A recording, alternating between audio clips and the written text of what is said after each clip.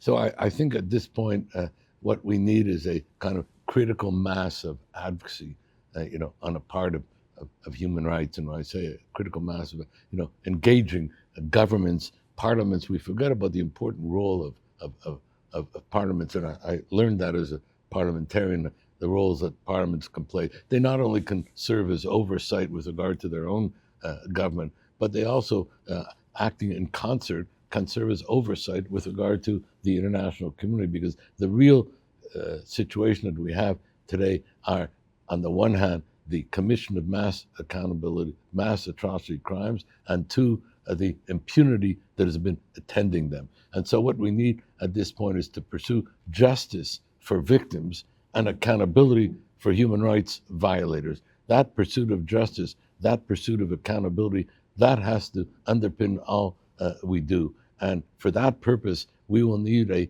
critical mass, as I said, of engagement and advocacy that involves the community of democracies, its governments, its parliaments, its civil society, to underpin that critical mass and acting in concert. And whereas the U.S. is no longer the linchpin of the international order, that provides a greater challenge now for what has been called the coalition of the willing.